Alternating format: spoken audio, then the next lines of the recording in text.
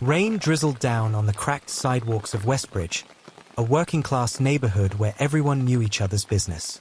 The glow of the corner store's neon sign cut through the misty evening, flickering in tired yellow bursts. Inside, Daniel Cross was paying for a carton of milk and bread after his late shift at the auto shop. He was tired, his shirt still streaked with grease, and his only thought was getting home to his mother's tiny apartment before the soup on the stove got cold. As he stepped outside, the air felt heavier, not just from the rain, but from the sound of tires screeching against wet asphalt. Two police cruisers came to an abrupt halt in front of the store. Doors slammed. "You! Stop right there!" one of the officers barked. Daniel froze, confused. "Me? You match the description of a suspect in an armed robbery that just happened 3 blocks away," the other officer snapped, already advancing. "I was just in the store. You can ask. Hands where I can see them." Before he could finish, Daniel was shoved against the hood of the cruiser, the cold metal searing through his thin shirt. Rain slid down his cheek, mixing with the heat of humiliation burning in his face. Across the street, pedestrians slowed. Some pulled out phones. Most just watched.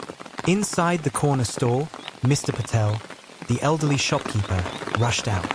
"Officer, this man was in my store for the past 10 minutes. He didn't."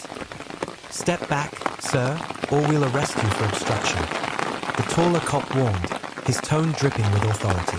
Daniel's heart pounded. This wasn't the first time he'd been treated like this, judged before a word was spoken. The lead officer, Sergeant Mullen, looked Daniel up and down with a smirk. "Let's see how tough you are down at the station. Maybe we'll get you to talk." "I have nothing to talk about," Daniel muttered. "You will," Mullen said, tightening the cuffs. What Daniel didn't know, and neither did the crowd, was that the robbery suspect had been caught on a security camera just minutes earlier. The footage was already sitting in the police department system, showing a man 6 inches shorter, with a snake tattoo crawling up his neck. But Mullen wasn't interested in details. He was interested in control. As Daniel was shoved toward the cruiser, a voice cut through the crowd. "What on earth is going on here?" A black SUV had pulled up, and out stepped a woman in a dark trench coat, her ID badge clipped to the lapel.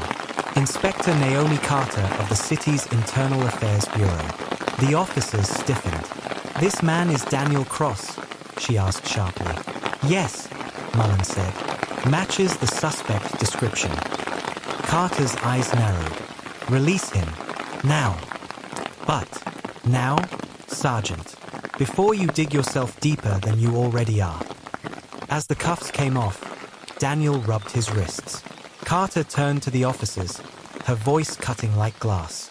"Daniel Cross is a key witness in an ongoing corruption investigation, the very one tied to officers who make arrests without cause. You know what that means, Sergeant."